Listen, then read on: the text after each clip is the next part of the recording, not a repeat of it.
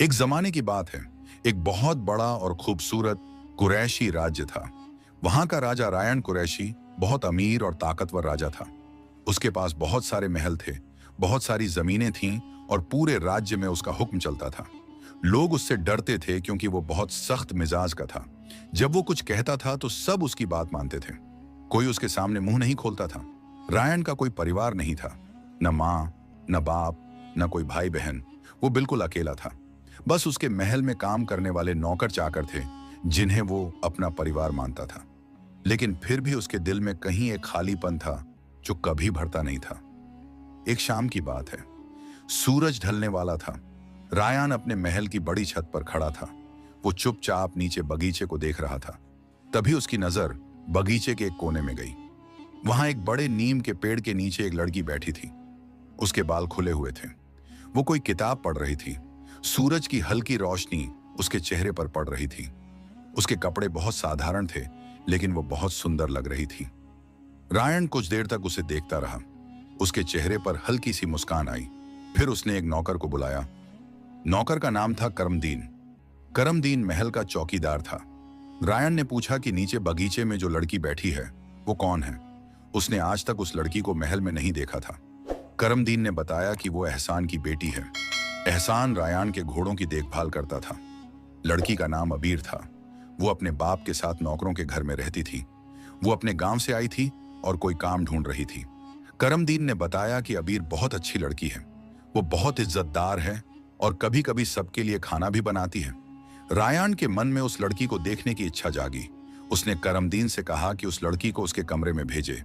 करमदीन ने कहा कि जैसा हुकूर कहें। रायान अपने कमरे में जाकर इंतजार करने लगा। कमरा बहुत बड़ा और शाही था। दीवारों पर सुंदर कपड़े लटके हुए थे। फर्श पर मुलायम गलीचे बिछे थे।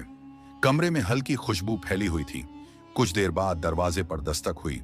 रायान ने कहा कि अंदर आओ, लेकिन अंदर वो लड़की नहीं आई, बल्कि करमदीन आया। वो डरा हुआ लग रहा था। रायान ने गुस्से से पूछा कि वो लड़की कहाँ है। उसने तो लड़की को बुलाया था ना कि करमदीन को। करमदीन ने डरते हुए बताया कि वो लड़की आने से मना कर रही है। उसने कहा कि वो किसी अजनबी आदमी के कमरे में नहीं जाएगी। उसने कहा कि वो यहाँ नौकर नहीं है, उसके बाप हैं। अगर कोई काम है तो उनसे कहा जाए। रायन को बहुत गुस्सा आया। आज तक किसी ने उसे मना नहीं किया था और एक साधारण नौकर की बेटी उसके हुक्म को ठुकरा रही थी। उसे ऐसा लगा जैसे किसी ने उसकी इज्जत पर हाथ उठा दिया हो। रायन गुस्से से बोला कि वो लड़की कौन होती है उसे मना करने वाली। वो उसके महल में रह रही है और उसके हुक्म की नाफरमानी कर रही है।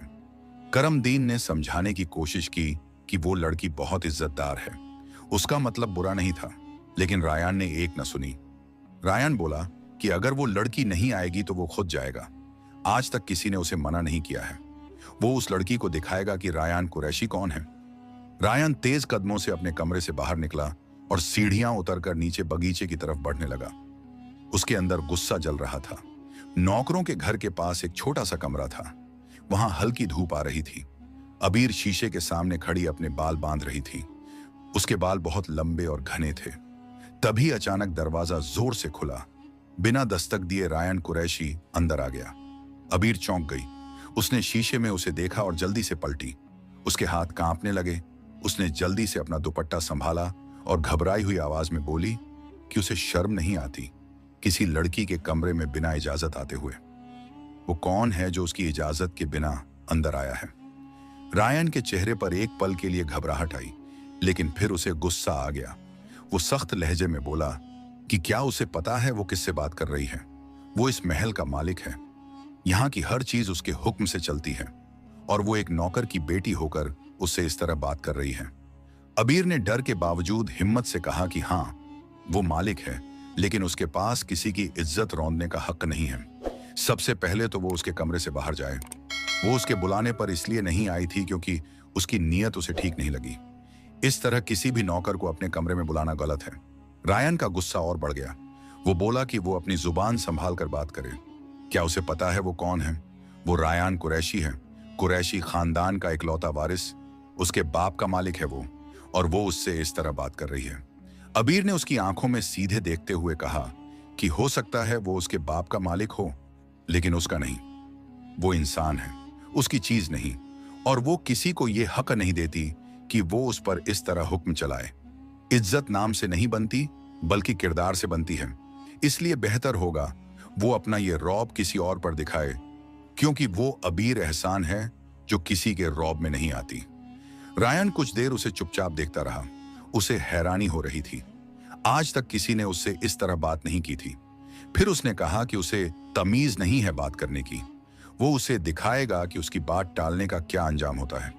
अबीर ने शांत लेकिन मजबूत आवाज में कहा कि अंजाम उसी का होता है जो गलती करे। उसने कोई गलती नहीं की, उसका आना ही गलत है।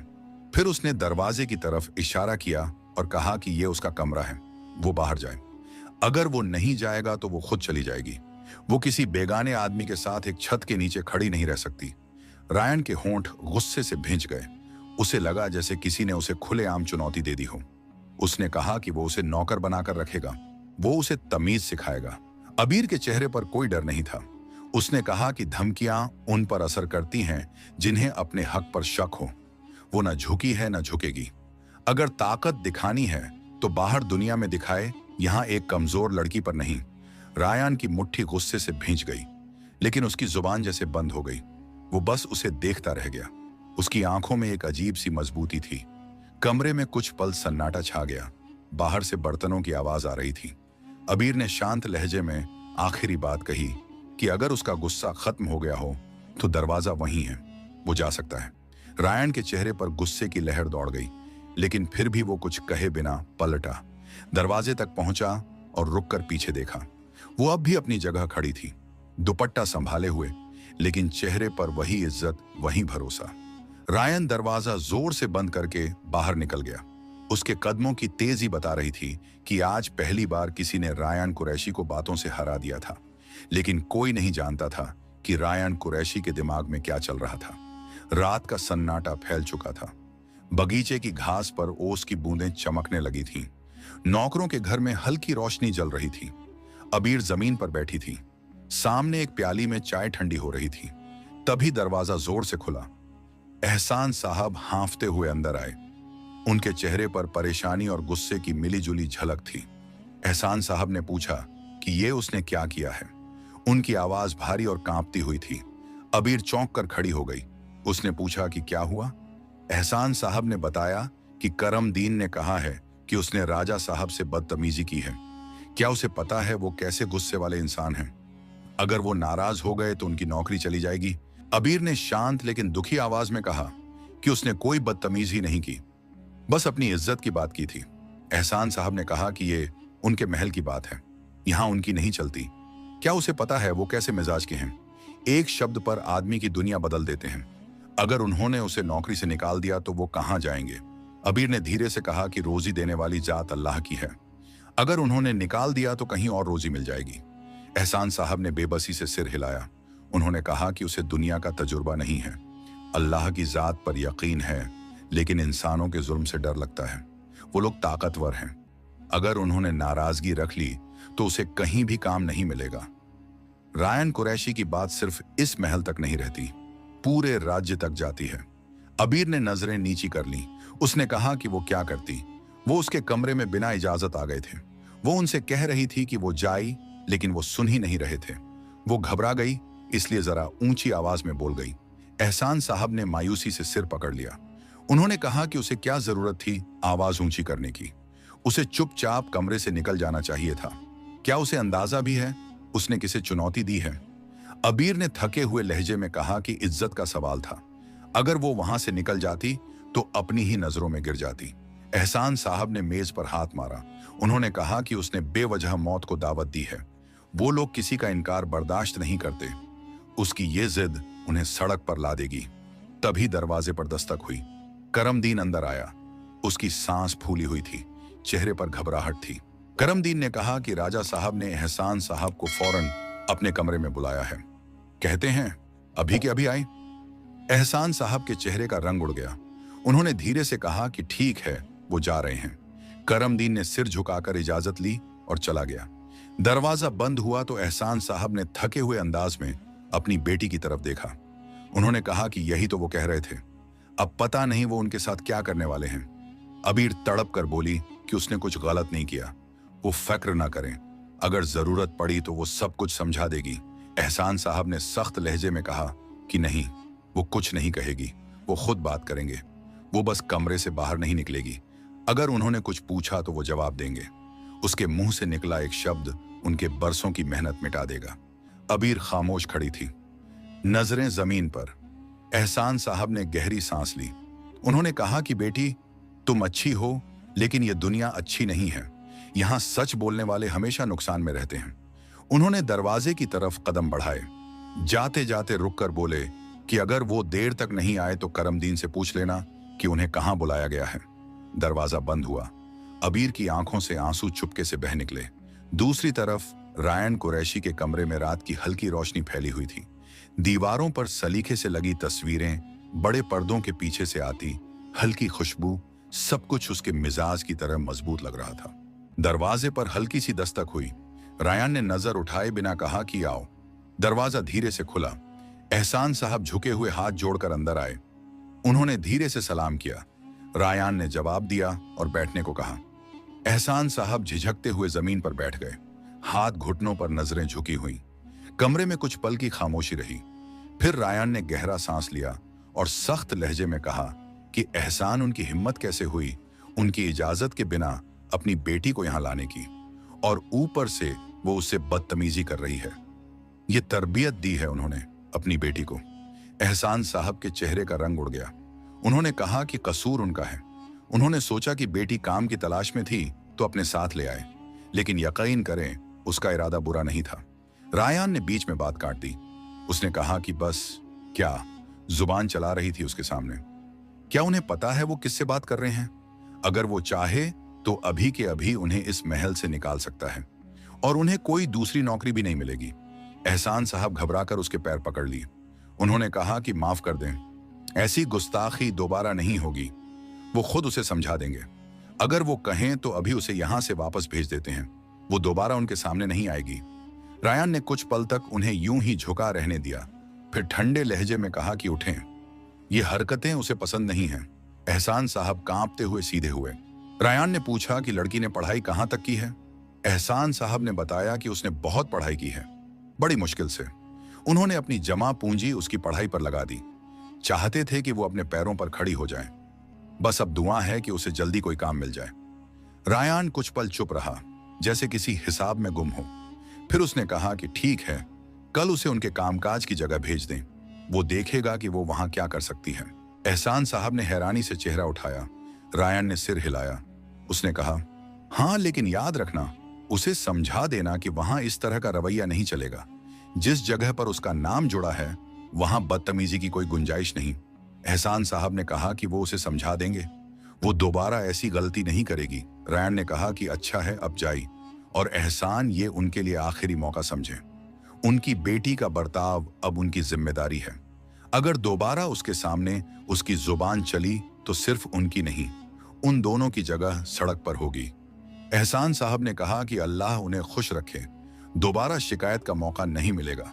एहसान साहब ने विनम्रता से कहा, फिर धीरे धीरे पीछे हटते हुए दरवाजे की तरफ बढ़ गए। दरवाजा बंद होने के बाद रायन कुछ देर चुप रहा। उसके चेहरे पर गुस्से की जगह अब एक हल्की सी उलझन थी। वो खिड़की की तरफ देखने लगा। बाहर रात गहरी हो चुकी थी।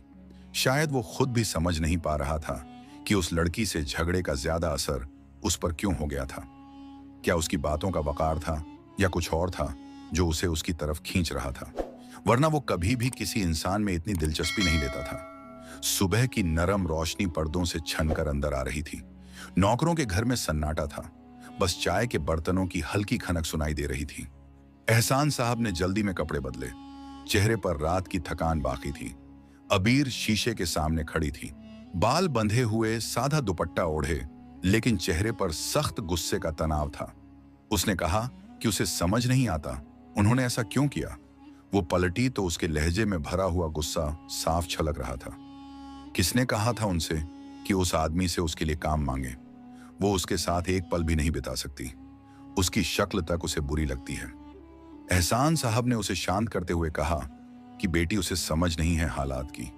जमाना इतना आसान नहीं होता जितना दिखता है। अबीर ने कहा कि हालात। उसने तन से हंसी। अगर रोजी सिर्फ ऐसे लोगों के सामने झुकने से मिलती है तो ऐसी रोजी उसे नहीं चाहिए।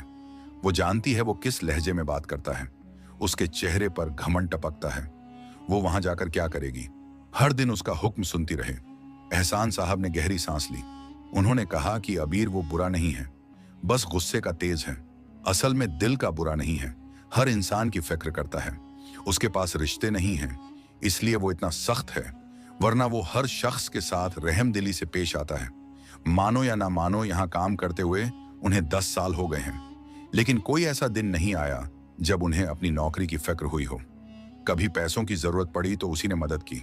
हर नौकर को वो अपनी फैमिली समझता है। कभी किसी के साथ कुछ बुरा नहीं किया। हाँ, गुस्से का जरूर तेज है, लेकिन कभी किसी गरीब के साथ गलत नहीं किया। अबीर कुछ पल चुप रही, फिर सख्त लहजे में बोली कि चाहे बुरा ना भी हो तो वो घमंड में अंधा है। उसे उसकी निगाहों में देखने से भी घबराहट होती है। वो वहां नहीं जाएगी, ये उसका आखिरी फैसला है। एहसान साहब ने कुर्सी पर बैठते हुए माथे पर हाथ रखा। उन्होंने कहा कि बेटी, वो यहाँ 10 साल से काम कर रहे हैं। जब भी उन पर बुरा वक्त आया, रायान साहब ही ने सहारा दिया। जब वो बीमार थी और दवा के पैसे नहीं थे, तब भी उन्होंने मदद की थी। आज अगर वो उनकी बात ना माने तो नाशुक्री होगी। अबीर ने नजरें फेर लीं। उसने कहा कि मदद का मतलब ये नहीं कि वो अपनी इज्जत बेच दें। वो उनकी शुक्रगुजार जरूर है, लेकिन गुलाम नहीं। एहसान साहब का लहजा नरम हुआ, लेकिन आंखों में नमी थी। उन्होंने कहा कि वो जानते हैं वो सही कह रही है, लेकिन दुनिया उसकी सच्चाई नहीं देखती, बस नतीजा देखती है। कल अगर वो नौकरी से गए तो उसके लिए क्या रह जाएगा? वो कहती है कि खाला के घर चली जाएगी। कितने दिन रखेंगी वो? उनके अपने मसले हैं, अपना घर परिवार है, उनके बेटे हैं। वो ऐसे कैसे बैठों वाले घर में उसे भेज दें? किसके सहारे? वो रुके, फिर बोले कि बेटी, तुम उनकी इज्जत हो, उसके खिलाफ वो कभी कुछ नहीं चाहेंगे, लेकिन मजबूरी है। आज अगर वो वहां नहीं गई तो वो अपनी आंखों से अपनी नौकरी जाती देखेंगे। अबीर के हाथ थरथर आए। उसने पूछा कि तो वो उस पर बोझ डाल रहे हैं? एहसान साहब ने कहा कि बोझ नहीं, वो उनकी आस है। वो सिर्फ ये चाहते हैं कि वो एक दिन अपने कदमों पर खड़ी हो जाए। ये काम उसे किसी के सामने झुकने के लिए नहीं, खुद को साबित करने के लिए दिया जा रहा है। अबीर ने चुपचाप दुपट्टे के पल्लू को उंगलियों में लपेटा। उसने कहा कि लेकिन अगर वो फिर वही लहजा, वही रवैया अपनाए तो वो बर्दाश्त नहीं कर पाएगी। एहसान साहब धीरे से बोले कि वो उसके साथ वैसा नहीं करेगा। उन्होंने खुद उससे बात की है। उसने कहा है कि उसे भेज दें। उसके चेहरे पर गुस्सा नहीं था, सोच थी। शायद उसने उसे परखा हो। अबीर ने कमजोर मुस्कान के साथ कहा कि शायद वो उसकी परीक्षा में फेल हो चुकी है। एहसान साहब ने खड़े होकर उसके कंधे पर हाथ रखा। उन्होंने कहा कि नहीं, उसकी सच्चाई ने उसे चुप कर दिया है।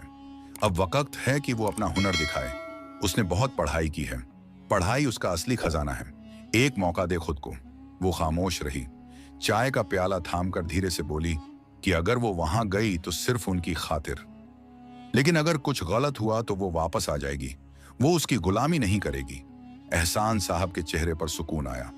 उन्होंने कहा कि बस यही चाहिए था, बाकी सब अल्लाह पर छोड़ दो। कमरे में हल्की हवा आई। दोनों दरवाजे की तरफ बढ़े। बाहर आंगन में करमदीन घोड़े को साफ कर रहा था। एहसान साहब ने आहिस्ता से कहा कि चलो बेटी, देर ना हो जाए। कुरैशी राज्य के व्यापार की जगह का रास्ता लंबा है। अबीर ने दुपट्टा ठीक किया। चेहरा गंभीर, लेकिन आंखों में एक अनजान डर था। बाप बेटी दरवाजे से निकले। एक तरफ बाप का भरोसा, दूसरी तरफ बेटी की अना, और दोनों के बीच वो सुबह जो शायद उनकी जिंदगी बदलने जा रही थी। कुरैशी व्यापार की इमारत अपने बड़े दरवाजों और महंगी खामोशी के साथ किसी किले जैसी लग रही थी। अबीर को वहां बैठे 2 घंटे हो चुके थे। इंतजार की जगह में लगे खुशबूदार पौधे, दीवारों पर लगी कंपनी की कामयाबी की तस्वीरें और आसपास के व्यस्त चेहरे सब उसे एहसास दिला रहे थे कि यहाँ वक्त भी हैसियत के हिसाब से चलता है। आखिरकार एक नौकर ने नरमी से कहा कि राजा साहब, रायान उसे बुला रहे हैं। अबीर ने गहरी सांस ली, दुपट्टा ठीक किया और दरवाजे के सामने जाकर हल्की सी दस्तक दी। अंदर से आने वाली आवाज में एक सख्त हुक्म का असर था। उसने कहा कि अंदर आओ। कमरा बहुत बड़ा लेकिन ठंडा था। सामने बड़ी खिड़की के पार पूरा राज्य दिख रहा था, लेकिन रायान की निगाहें कागजों पर जमी थीं। वो ग्रे रंग के शाही कुर्ते में कुर्सी के पीछे झुककर बैठा था, चेहरा सख्त और आंखें तेज, जैसे सवाल करने से पहले ही जवाब जानती हूं। अबीर ने अदब से सलाम किया। रायान बिना नजर उठाए बोला और जवाब दिया। वो धीरे से कुर्सी पर बैठने लगी थी कि अचानक रायान ने नजर उठाकर ठंडे लहजे में कहा कि क्या उसने उसे बैठने की इजाजत दी थी। अबीर के हाथ अपने आप कुर्सी के हत्थे पर जम गए। उसने खुद को संभाला। आंखों में एक पल को गुस्सा चमका, लेकिन तुरंत नजरें झुका लीं और चुपचाप खड़ी हो गई। रायान ने पल भर उसे देखा, जैसे उसकी रूह तक झांक रहा हो। उसने कहा कि उसके बाप ने बताया था कि वो बहुत काबिल है, देखते हैं कितना सच है। वो कागज पलटते हुए बोला कि तो मिस अबीर, उसने बहुत पढ़ाई की है। अबीर ने कहा कि जी हुजूर। रायान ने पूछा कि उसके ख्याल में व्यापार का सबसे बड़ा मसला क्या है। अबीर ने कुछ पल सोचकर जवाब दिया कि हुजूर, नाप से ज्यादा भरोसे का मसला है। लोग पैकिंग पर यकीन कर लेते हैं, लेकिन स्वाद में बदलाव होता रहता है। जो व्यापार स्थिरता रखे वही बाजार में आगे रहता है। रायान ने हल्की सी भौं उठाई। उसने कहा कि दिलचस्प। आमतौर पर लोग कीमत या नाम की बात करते हैं, उसने भरोसा कहा। अबीर ने कहा कि हुजूर, क्योंकि नाम बनने से पहले भरोसा जीतना पड़ता है। रायान ने ठंडी मुस्कान दी। उसने कहा कि जबरदस्त बात है, लेकिन यहां बातें सुनने नहीं, काम करने के लिए लोग रखे जाते हैं। अबीर ने साफ आवाज से कहा कि काम के मैदान में उसकी बात ही उसका हथियार है। रायान के चेहरे पर हल्का सा तंज उभरा। उसने कहा कि काफी भरोसा है उसमें। उम्मीद है ये यहाँ के उसूलों से बड़ा नहीं होगा। अबीर ने कहा कि भरोसा कभी उसूल तोड़ने नहीं देता। रायन पल भर उसे घूरता रहा, फिर कागज बंद करके कुर्सी के हत्थे पर हाथ रखा। उसने कहा कि तनख्वाह उसके लिए 300 चांदी के सिक्के से शुरू होगी। अबीर ने कहा कि वो सहमत है। रायन हल्के से हंसते हुए बोला कि इतनी जल्दी, बिना सोचे समझे। लोग तो लंबी बहस करते हैं। अबीर ने कहा कि वो बहस तब करती है जब सामने वाले की नीयत पर शक हो। रायान की आंखों में एक पल के लिए चमक आई। उसने कहा कि वो ये कहना चाह रही है कि उसे शक नहीं होना चाहिए। अबीर ने कहा कि वो सिर्फ ये कह रही है कि उसका काम उसे खुद यकीन दिलाएगा। कमरे में कुछ पल के लिए खामोशी छा गई। रायान ने धीरे से कागज उसकी तरफ बढ़ाते हुए कहा कि वो कल से शुरू कर सकती है। और हाँ, वो ठहर कर बोला, यहां इजाजत मांगे बिना कोई कदम नहीं उठाया जाता और उसके हुक्म की नाफरमानी नहीं की जाती। उसकी एक आवाज पर उसके सामने होना होता है। जो शख्स उसकी नाफरमानी करेगा, उसके साथ वो बहुत बुरा पेश आता है। ये व्यापार उसका है, यहां उसके उसूल चलते हैं। अगर यहां काम करना है तो उसके बनाए हुए नियमों के मुताबिक ही करना होगा। अबीर ने नजरें उठाकर कहा कि जैसी उनकी मर्जी। उसे खुद पर भरोसा था कि वो कभी गलती नहीं करेगी, लेकिन उसे क्या पता था कि यहां काम करना ही उसकी सबसे बड़ी गलती साबित होने वाली थी। रायन ने कहा, और कोशिश कीजिए कि जज्बात को यहां की दहलीज के बाहर छोड़ आए। यहां काम की जुबान बोली जाती है, जिद की नहीं। और जो शख्स उसकी बात को रद्द करके अपनी बात को अहमियत देता है, उसके साथ वो बिल्कुल भी नरमी नहीं रखता। अबीर हल्की मुस्कुराहट के साथ बोली कि जी, लेकिन कभी कभी जिद ही काम की बुनियाद बनती है। अबीर एहसान भी वही थी। आज तक वो किसी के सामने झुकी नहीं थी। अपना मुद्दा रखना वो जरूरी समझती थी। कभी भी वो इंसान की हैसियत देखकर बात नहीं करती थी। ये उसका सबसे पसंदीदा शौक था। रायन के चेहरे पर एक अनजानी मुस्कान उभरी। उसने कहा कि शायद देखते हैं उसकी जिद कितनी देर ठहरती है। अबीर ने चुपचाप सिर हिलाया, सलाम किया और बाहर निकल गई। दरवाजा बंद हुआ तो रायन कुर्सी के पीछे टिक कर बोला कि दिलचस्प लड़की है। शायद बाप की सिफारिश के बावजूद अपनी जगह खुद बनाना चाहती है। और बाहर राहदारी में चलती अबीर ने धीरे से खुद से कहा कि यह काम नहीं, जंग शुरू हुई है। अगर उसके बाप की नौकरी का सवाल ना होता तो किसी कीमत पर यहां काम नहीं करती। पता नहीं किस इंसान से उसका पाला पड़ा है। रात का सन्नाटा महल के चारों तरफ फैल चुका था। रायन का घोड़ा एक झटके से रुका। वो घोड़े से उतरा तो हवा में हल्की सी खुशबू घुल गई, लेकिन अगले ही पल उसने एक नरम खिलखिलाहट सुनी, मासूम बेख्याल, जैसे किसी लम्हे की चोरी की हुई हंसी हो। उसने गर्दन मोड़ी तो रोशनी की हल्की झलक में अबीर नजर आई। लंबे दुपट्टे के बिना सादा कपड़ों में अपने बाप के साथ नौकरों के घर के दरवाजे पर खड़ी थी। वो किसी को कुछ दिखा रही थी और हंस रही थी। रायान के कदम खुद ब खुद उसकी तरफ बढ़ गए। वो खुद को रोकना चाहता था, लेकिन ना जाने क्यों उस लड़की में एक अजीब सी कशिश थी। वो चाहकर भी खुद को रोक नहीं पाया। करीब पहुंचकर उसने गला साफ किया। आवाज इतनी भारी थी कि दोनों चौंक गए। एहसान साहब ने तुरंत झुककर सलाम किया, जबकि अबीर ने सीधी खड़ी होकर नजरें झुका लीं। वो ऐसे इंसान को सलाम करना भी जरूरी नहीं समझती थी। उस वक्त वो उसे किसी जहर की तरह लग रहा था जो उन बाप बेटी के बीच खड़ा हो गया था। रायान ने ठंडे लहजे में कहा कि उसे तमीज नहीं है सलाम करने की। उसका सलाम ना करना उसे अंदर तक चुभ गया था। अबीर ने नजरें उठाकर देखा। चेहरे पर किसी डर का नामो निशान नहीं था। उसने कहा कि सलाम उन पर भेजा जाता है जिनसे रिश्ता हो, और वो बेगाने के साथ रिश्तेदारी नहीं रखना चाहती और ना ही सलाम करना चाहती है। रायन उसे यूं ही जाने दे, ऐसा कैसे मुमकिन था? एहसान साहब घबरा गए। उन्होंने कहा कि अबीर ये क्या बातें कर रही हैं? सलाम करो बेटी। वो अपनी बेटी के मिजाज से वाकिफ थे, लेकिन सामने वाला नहीं था, इसलिए वो उसे काबू में रखना चाहते थे। जो हमेशा उसके सामने अपना होश खो देती थी और जो मुंह में आता था बोल देती थी। अबीर अपनी जगह पर डटी रही। उसने कहा ना, नहीं करना सलाम। मेरे रब ने बेगाने से सलाम करना जरूरी नहीं किया, तो आप भी उस पर जोर मत डालिए। वो अंदर जाने को मुड़ी थी। रायन के चेहरे पर सख्ती उतर आई। उसने कहा कि एहसान अगर ये अंदर गई ना, तो वो कल सुबह से इस महल से बाहर होंगे। रायन को वो लड़की बेवजह जिद दिलाती थी। जब से वो आई थी, एहसान पहला नौकर था जिसे बार बार उसकी वजह से जलील होना पड़ रहा था। एहसान साहब का चेहरा पीला पड़ गया। उन्होंने तुरंत अबीर का हाथ पकड़ लिया। आंखों में इल्तिजा थी। उन्होंने कहा कि बेटी, एक बार उनकी बात मान लो। उन्हें अपनी नौकरी और अपने साहब दोनों बहुत अजीज थे। अबीर ने एक पल अपने बाप को देखा, फिर धीरे से सिर झुकाकर ठहर गई, लेकिन मुट्ठियां भींचना नहीं भूली थी। रायन ने कदम आगे बढ़ाते हुए कहा कि अब वो जाई एहसान, उसे इस लड़की से अकेले में बात करनी है। एहसान साहब ने कहा कि जैसा हुजूर कहें, और वो धीरे से बोले और अंदर चले गए। रायन की नीयत और उसके हर अंदाज से वो वाकिफ थे, इसलिए अपनी बेटी के मामले में भी उस पर भरोसा कर गए। अबीर और रायन आमने सामने रह गए। खामोशी भारी थी, जैसे दीवारों पर भी कान उगाए हों। रायन बोला कि बहुत अकड़ है ना उसमें। याद रखना, एक दिन उसकी ये अकड़ तोड़कर रहेगा वो अभी उसे जानती नहीं है। अबीर के होंठों पर हल्की मुस्कान उभरी, लेकिन लहजा सख्त था। उसने कहा कि जिस दिन उसकी अकड़ टूटेगी ना, उस दिन वो खुद को खत्म कर देगी। अबीर, एहसान न कभी किसी के सामने झुकी है न झुकेगी, और जिस दिन झुकी वो दिन उसकी आखिरी सांस का दिन होगा। और आगे से उसे मुखातिब करने की जुर्रत मत करना। उसकी जिंदगी में वो पहली ऐसी लड़की थी जो उससे उस लहजे में बात कर रही थी, वरना लड़कियां उसकी एक नजर करम की दीवानी होती थीं। रायन की आंखों में एक पल के लिए हैरत चमकी। उसने कहा कि समझती क्या है खुद को? कहीं की हूर है या जमीन पर उतरी कोई खास मखलूक? बहुत पढ़ाई कर ली है तो क्या कोई तीर मार लिया है? वैसे गरीब लोग अगर जरा सी तालीम हासिल कर लें तो उनका दिमाग आसमान पर पहुंच जाता है। अबीर ने 2 कदम आगे बढ़कर निगाह उठाई और कहा कि और आपने बहुत पढ़ाई कर ली तो क्या आसमान हासिल कर लिया है? कम से कम उसने पढ़ाई करके तो तीर मार ही लिया है। लेकिन आप तो अब तक अपनी जात के खोल में ही फंसे हैं साहब। अपने खोल से बाहर आइए और दुनिया देखिए। आपके घमंड के बाद भी दुनिया आबाद है। रायन के जबड़े भिंच गए।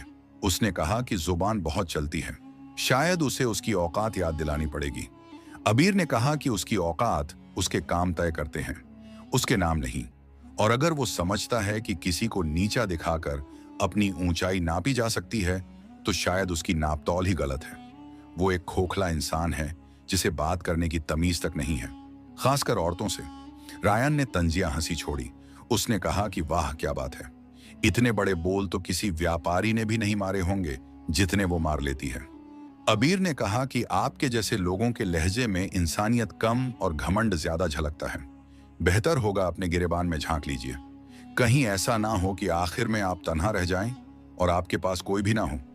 रायन ने एक लम्हा उसे देखा, फिर धीरे से बोला कि याद रखना, उसकी ये जुबान, ये लहजा एक दिन उसे बहुत महंगा पड़ेगा, और वो दिन वो जरूर लाएगा। वो पहली है जिसने उसकी गैरत, उसकी अन्ना, उसके वकार सबको ललकारा है। उसे इसका खमियाजा जरूर भुगतना होगा। अबीर ने कहा कि मुमकिन है, लेकिन सच्चाई का खमियाजा आज झूठ के गुस्से से कम ही होता है। रायन के होंठों पर एक तल्ख मुस्कान उभरी। उसने कहा कि उसका अंजाम उसे खुद बुलाएगा। अबीर ने कहा, और आपका घमंड आपको। दोनों कुछ पल खामोश खड़े रहे। हवा जैसे थम गई थी, फिर वो पलटी और अपने घर की तरफ बढ़ गई।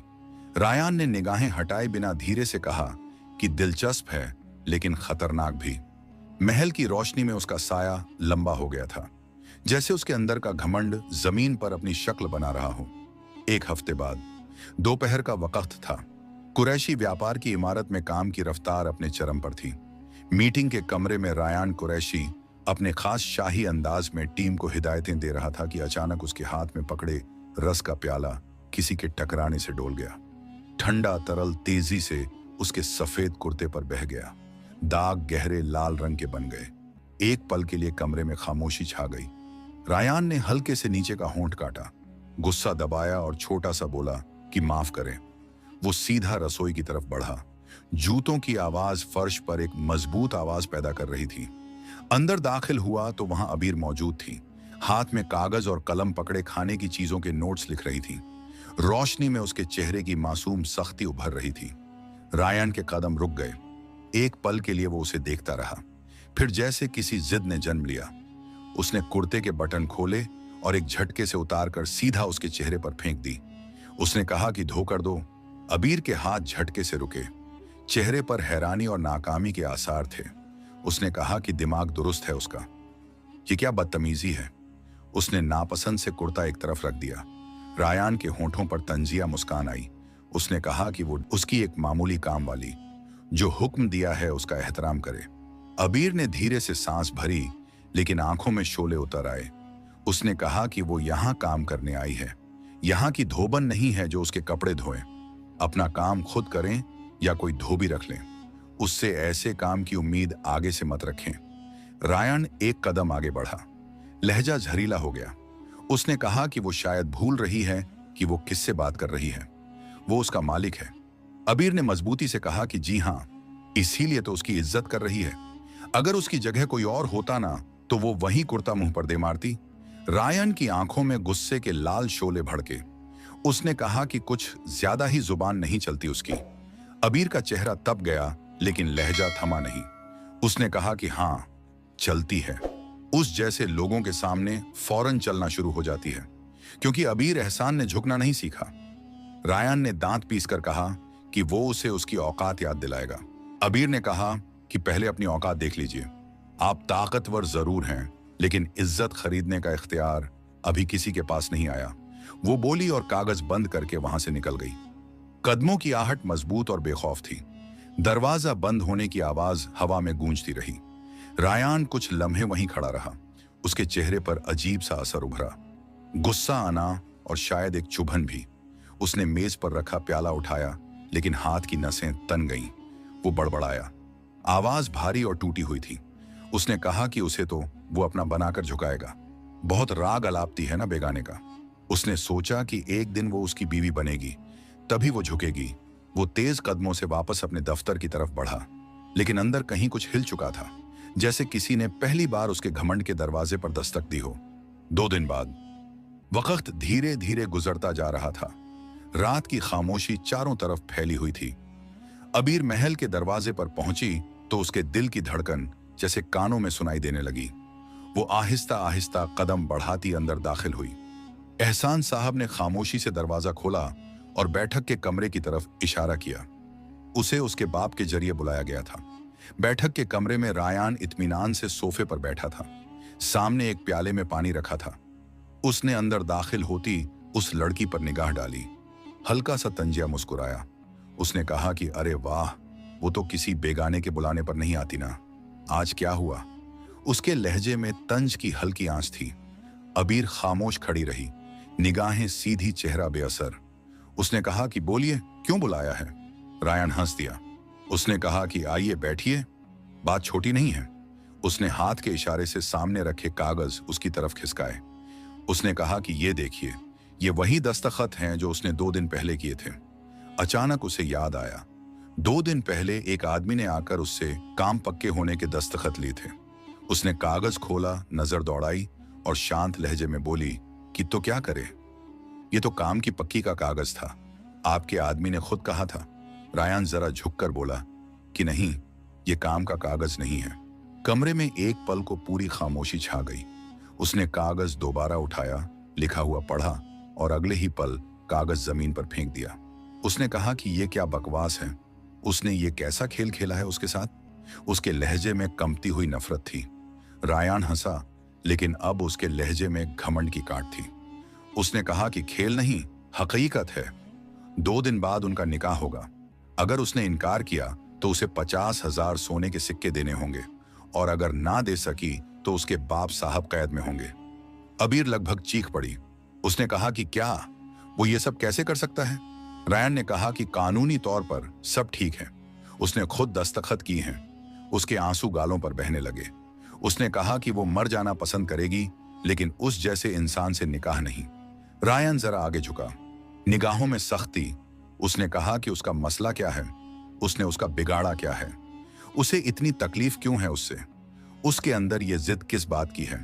अबीर तल्खी से बोली कि क्योंकि वो घमंड में अंधा है, वो समझता है कि हर इंसान खरीदने के काबिल है। रायन मुस्कुराया, लेकिन वो मुस्कान झर से भी ज्यादा तीखी थी। उसने कहा कि घमंड नहीं, हकीकत का एहसास है। उसका बाप उसके यहाँ काम करता है। एक शिकायत पर सब कुछ खत्म हो सकता है, सोच ले। मौलवी साहब रास्ते में हैं। अबीर खामोश हो गई। उसके हाथ कांपने लगे। आंसुओं की लकीर पोंछते हुए वो बमुश्किल बोली कि ठीक है, अगर यही चाहते हैं तो कर लीजिए निकाह, लेकिन याद रखिएगा आपने आज बहुत बुरा किया है, एक दिन आप पछताएंगे। रायन ने कहा कि पछताए? वो कभी नहीं पछताता। उसने झुककर जमीन पर गिरा हुआ कागज उठाया, उसकी मुड़ी हुई शीट को सीधा किया और उसे देखकर धीरे से बोला कि इंसान की किस्मत कभी कागज पर नहीं लिखी जाती, वो भूल रहा है। बैठक के कमरे की फिजा में उसकी सिसकियां गूंज रही थीं। थोड़ी देर बाद ही मौलवी साहब, एहसान साहब और गवाह आ गए थे। एहसान साहब ने बहुत रोकने की कोशिश की, लेकिन हमेशा की तरह एक गरीब इंसान अमीर के सामने बेबस हो गया था। निकाह हो गया था। अबीर ना चाहते हुए भी उसकी बीवी बन गई थी। निकाह के बाद उसे रायान के कमरे में भेज दिया गया। कमरा हल्के अंधेरे में डूबा हुआ था। वो पलंग के किनारे बैठी थी, चेहरा पीला, आंखें लाल, और दुपट्टे का किनारा उंगलियों में मरोड़ रही थी। निकाह सादगी से हुआ था। एहसान साहब की आंखों से बहते आंसू अब भी उसके दिमाग में गूंज रहे थे। वो लम्हा जब उन्होंने रायान के सामने हाथ जोड़े थे, उसके दिल पर दाग बन चुका था। कुछ लम्हे बाद दरवाजा आहिस्ता से खुला। रायान दाखिल हुआ। वो हमेशा की तरह भरोसे भरे कदमों से चलता हुआ आया, लेकिन आज उस भरोसे में एक अजनबी सा सुकून था। उसने दरवाजा बंद किया और कुछ देर यूं ही खड़ा रहा, जैसे अपनी फतह महसूस कर रहा हो। फिर आहिस्ता से बोला कि तो कैसा लग रहा है अपने शौहर के साथ एक ही छत के नीचे खड़े होना। उसके होंठों पर तंजिया मुस्कान थी, लेकिन आंखों में थकान छुपी थी। अबीर निगाह झुकाए बैठी रही। कुछ लम्हों के बाद वो बोली कि आपने ऐसा क्यों किया? वो आपके लिए एक अजनबी थी, है भी। फिर क्यों? सिर्फ इसीलिए कि उसने आपकी बात नहीं मानी, या इसीलिए कि उसने हर बार आपको जवाब दिया? रायन ने एक कदम आगे बढ़ाया। उसने कहा कि नहीं, इसीलिए कि उसकी वो अकल, वो खुददारी जो उसकी जुबान से टपकती थी, उसे तोड़ना था। वो हर वक्त बेगाने का राग अलापती थी ना, आज वही बेगाना उसका शौहर है। अब देखते हैं उसकी अखदल कहाँ जाती है। वो पलंग के पास आया, रुककर उसके दुपट्टे के किनारे पर हाथ रखा। उसने कहा कि आज उसकी सारी जिद खत्म कर देगा, उसकी निगाहें झुका देगा। अबीर चौंकी, लेकिन दुपट्टा खींचने की बजाय धीरे से बोली कि रायन कुरैशी, अगर आज उसने उसके वजूद को छुआ तो याद रखे, सुबह इस कमरे से उसके कफन का जुलूस निकलेगा। वो लम्हा हवा में जमी हुई सी हो गई। रायन का हाथ थम गया। वो रुक गया, जैसे उसकी बात ने भीतर तक धक्का दिया हो। अबीर रुलाती हुई बोली कि उसने अपनी जिंदगी अपने उसूलों के मुताबिक गुजारी है। उसने कभी किसी के सामने सिर नहीं झुकाया और आज भी नहीं झुकाएगी, सिवाय उस हकीकत के जिसने उसे पैदा किया। अगर आज उसने उसकी रूह को रौंदने की कोशिश की तो समझ जाए, वो मर जाएगी, लेकिन उसके सामने नहीं झुकेगी। रायन खामोश खड़ा रहा। उसके चेहरे पर कई रंग गुजर गए, गुस्सा, उलझन और आखिर में अजीब सी खामोशी। उसकी आंखों में वही पुरानी झलक नहीं रही। उसने गहरी सांस ली, हाथ वापस खींच लिया और धीरे से बोला कि उसे लगता है वो बस इतना ही जालिम है। उसके लहजे में तंज नहीं, थकान थी। अबीर कुछ न बोली, बस आंखों से गिरते आंसू गालों पर बह निकले। रायन ने निगाहें घुमाई और 2 कदम पीछे हट गया। उसने कहा कि वो जीत गई, जैसे हमेशा जीतती है। वो मुड़ा, दरवाजे तक गया, लेकिन रुक गया। उसने कहा कि पता है, उसके इनकार में भी अजीब सी ताकत है। शायद इसीलिए उससे नफरत नहीं कर सका, बस समझ नहीं पाया। यह कहकर वो दरवाजा खोलकर बाहर निकल गया। जीत कर भी हारा हुआ। कमरे में कुछ पल के लिए पूर्ण खामोशी छा गई। मोमबत्ती की रोशनी उसके चेहरे पर पड़ते ही आंसू मोतियों की तरह चमक रहे थे।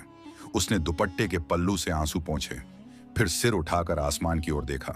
उसने कहा कि अल्लाह, अगर सब्र की परीक्षा यही है तो उसे हमेशा मजबूत रखना। बाहर ठंडी हवा तेज हो चली थी, जैसे आसमान भी उस रात की बेरहमी में उसके साथ रो रहा हो। समय तेजी से गुजर रहा था। 2 दिन बाद कमरे में अजीब सा तनाव था। पर्दे हल्की हवा से कांप रहे थे, लेकिन अंदर की हवा जैसे जम गई हो, मानो वहां सांस लेना रुक गया हो। अबीर बालकनी में खड़ी कोहनी से रेलिंग थामे चुपचाप नीचे बगीचे में फैले फूलों को देख रही थी, या शायद अपने बर्बाद सपनों को। 2 दिन बीत चुके थे, लेकिन दिल में चुभता एहसास ताजा था। कुछ लम्हों के बाद दरवाजा एक झटके से खुला। रायन अंदर आया। कदमों की आहट भारी थी। वो सीधे बालकनी की तरफ बढ़ा और सख्ती से बोला कि यहाँ क्या कर रही है। अबीर धीरे मुड़ी। आंखों में नींद नहीं थी। उसने कहा कि अपनी बर्बादी का तमाशा देख रही है। यहीं से तुमने उसे देखा था ना, जब वो दाहिनी तरफ बैठकर किताब पढ़ रही थी। बस अब देख रही है कि तुम्हारी नजर ने एक लड़की को किस अंजाम तक पहुंचा दिया। रायन का जबड़ा सख्त हो गया। उसने कहा कि उसे मजा आता है हर बात में झर घोलकर बोलने का। उसने उससे बस पूछा था कि यहां क्या कर रही है, इसमें कौन सा जुर्म है। अबीर तंज से मुस्कुराई। उसने कहा कि बता दिया ना, बर्बादी का तमाशा देख रही है, और उसके सामने इतने मासूम मत बनो। उसे और उसके खेल को वो जानती है। जो उसने किया है वो उसे कभी माफ नहीं कर सकती। रायन आगे बढ़ा। उसने कहा कि उसके कहने पर वो उसके करीब नहीं गया। उसकी आन की इज्जत की, उसकी अकड़ नहीं तोड़ी। फिर भी उसका यह रवैया, इतना घमंड, क्या समझती है खुद को। वो उसके सामने कुछ भी नहीं है। अबीर ने तड़क कर जवाब दिया।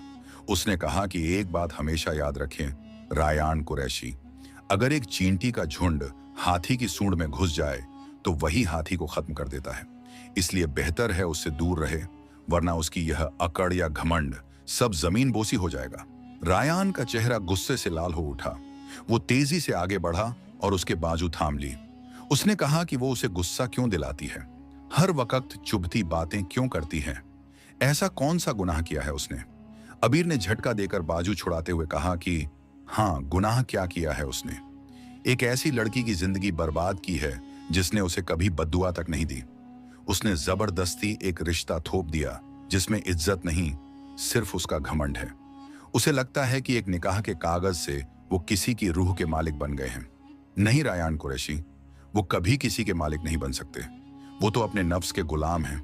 रायन की आंखों में चमक अब चिंगारी बनकर जल उठी। उसने कहा कि बस कर दे अपनी बकवास। वो अपनी हैसियत भूल गई है।